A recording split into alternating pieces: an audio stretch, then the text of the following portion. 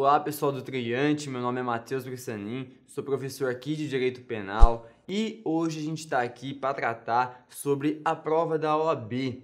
A banca FGV fará cerca de 6 questões sobre a matéria de Direito Penal e o objetivo nosso é rever conceitos e tentar acertar pelo menos metade dos temas que seja dessa prova que vem por aí. Como você bem sabe, para ser aprovado na primeira fase, a gente precisa fazer pelo menos 50% da prova. E aqui eu quero ajudar vocês a atingir essa meta, acertando as questões de direito penal. Sem mais delongas, vamos iniciar então a nossa revisão. E o primeiro assunto que a gente tem para tratar é, claro, a teoria geral do delito, pessoal. Então, quando alguém te pergunta assim, o que é crime? Você, um estudante ali que está começando o seu estudo, vai responder: é um fato típico, ilícito e culpável. Mas calma, pessoal, esse conceito é o conceito analítico. Antes disso, a gente tem que passar pelo conceito formal e pelo conceito material. Então, na verdade, para conceituar de uma maneira completa o crime, a gente precisa partir de 3 critérios. O critério formal, o critério material e aí sim o critério analítico. No critério formal, a gente vai ter que o crime é exatamente o que a lei diz que é crime. Então, se a lei diz que tal conduta é criminosa, ela é contra o direito, então será crime. Mas só isso não basta. Vale lembrar que o Holocausto, a perseguição a povos, já se baseou nesse critério formal, já que a lei punia determinados segmentos religiosos e ideológicos. Então, só o critério formal é insuficiente para definir o que é crime. Aí a gente parte para o critério material. O crime, a conduta criminosa, tem que lesar bens juridicamente relevantes para o direito penal. O direito penal tem que tutelar tal bem. Imagine que venha uma lei e diga que sorrir por mais de 5 minutos, esse inclusive é um exemplo do professor Cléber Masson, que sorrir por mais de 5 minutos seja considerado crime. Somente a previsão legal vai ser suficiente para essa configuração do crime? Não, pessoal, porque o crime não será materialmente crime, tudo bem? Sorrir mais de 5 minutos não afeta nenhum bem jurídico penalmente relevante. Beleza? Então, partimos do critério formal, chegamos ao material, para chegar então ao conceito analítico de crime. Aqui temos que é crime toda a conduta que se enquadre no modelo analítico proposto pela lei e que também tutela um bem jurídico penalmente relevante. Como assim?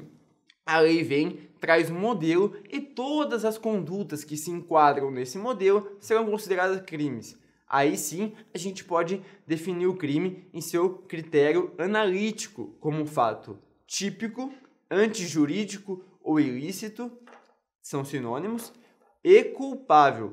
Então, temos a teoria tripartite, adotada pelo Código Penal, segundo a maioria da doutrina brasileira. O fato tem que ser típico, ilícito e culpável. Então, vamos partir falando do fato típico. Fato típico tem que estar previsto na lei. Essa é a tipicidade formal que deriva lá do critério formal de crime. Também tem a tipicidade material.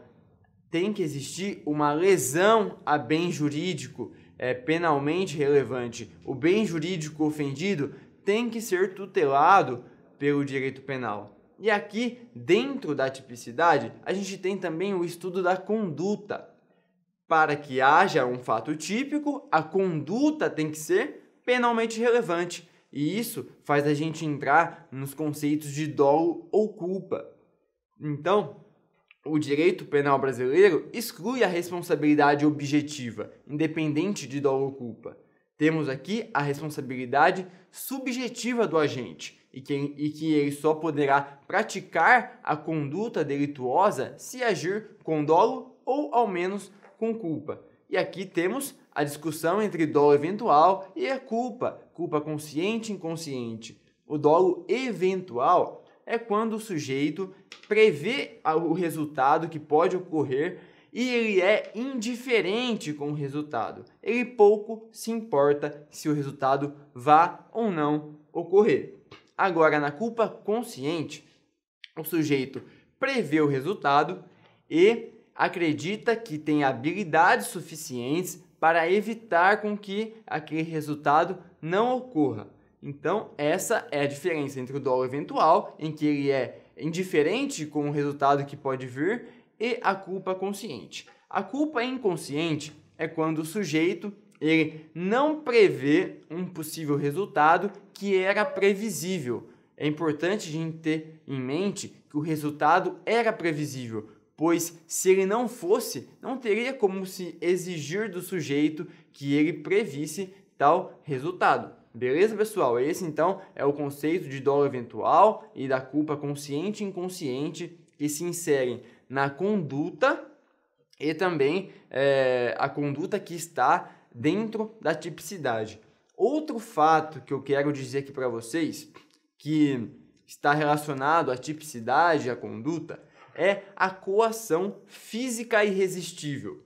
E aqui eu tô dizendo da pessoa que fisicamente obriga um terceiro a cometer um crime. Vamos supor que o João obriga o Paulo com uma faca em seu pescoço em furtar um objeto de outra pessoa, de Maria. Nesse caso, somente o autor da coação vai responder pelo delito. A pessoa que pratica o tipo penal de subtrair coisa alheia não vai praticar, não estará configurado a tipicidade, justamente porque essa coação física irresistível exclui a conduta, que faz parte da tipicidade. Sem conduta penalmente relevante, não há tipicidade. Então, pessoal, essa foi a nossa consideração acerca da coação física irresistível. Não se confunda com a coação moral irresistível, quando essa coação é feita de maneira psicológica. Esse instituto ele vai ser uma excludente de culpabilidade que a gente vai ver no momento oportuno. Tudo bem? Então, tipicidade basicamente é isso. Tem que estar previsto na lei como crime e tem que ser materialmente crime. A tipicidade material. E, falando da tipicidade material, rapidinho, é muito importante lembrar que o princípio da insignificância, ele exclui a tipicidade material, tá? Não se confunda. Se a FGV disser que a insignificância, o princípio da bagatela, exclui a culpabilidade ou a ilicitude, não se confunda.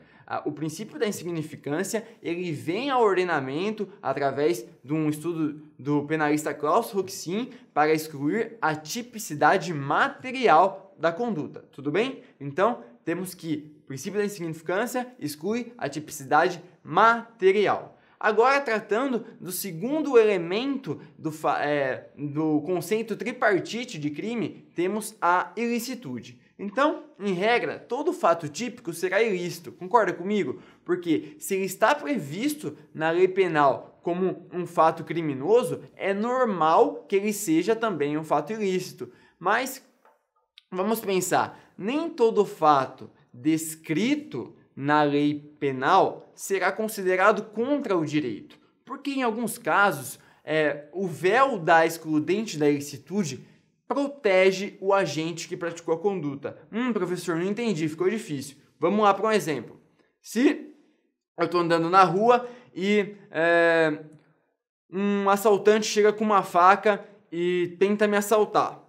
Com a faca no pescoço, eu vou lá e derrubo o assaltante com um golpe de karatê e ele acaba lesionando o braço esquerdo, por exemplo. Eu vou ser penalizado pela lesão corporal? Não, porque agi em legítima defesa. Por exemplo, um exemplo clássico que a doutrina traz. Se eu estou num barco que está afundando e somente tem um colete salva-vidas para 3 pessoas. Se eu pego esse colete para mim e acabo matando as outras pessoas que tentam pegar esse colete de mim, eu estarei cometendo crime? Não, pessoal, porque estarei sob o véu do estado de necessidade. E aqui, então, a gente tem 2 das causas excludentes da ilicitude. Então, temos um fato típico, por exemplo, matar alguém. Mas, se estiver em legítima defesa, se estiver em estado de necessidade, se tiver no exercício regular do direito, se tiver também em estrito cumprimento do dever legal, aí sim não estaremos diante de um fato ilícito, e se não tem ilicitude, não há crime, porque para configurar crime tem que ter os 3 requisitos. O fato tem que ser típico, ilícito e culpável. E aqui eu quero trazer para vocês um exemplo que pode aparecer na prova da primeira fase. Se um policial está subindo uma favela em combate ao crime organizado e contra ele são atirados vários objetos, vários tiros de metralhadora contra ele, e ele vai lá e acaba ferindo um dos atiradores e acaba acarretando na morte desse atirador. A prova vem e diz: ele estava em situação de perigo, de agressão e corria risco de vida. Ele usou dos meios que ele tinha ali com ele, foram os meios adequados que ele tinha para se defender. Ele estará em estrito cumprimento de dever legal ou em legítima defesa? Pessoal, geralmente, quando se trata de policial entrando em casas, fazendo busca e apreensão, ele estará em exercício, em estrito cumprimento do dever legal. Mas, quando se trata de um tiroteio em que ele está em perigo, está em estado de agressão e acaba alvejando e matando um dos criminosos, aqui ele estará em legítima defesa, tudo bem? Porque não é estrito cumprimento do dever legal dele matar pessoas, mas é o direito dele de se defender numa situação de agressão atual ou iminente, fazendo uso dos meios adequados e necessários. Então, essa é a legítima defesa. É um direito, claro, que o policial teria ao fazer esse tipo de ação. Tudo bem, pessoal? Então, a gente tem que levar com a gente que o crime é o fato típico, ilícito e culpável.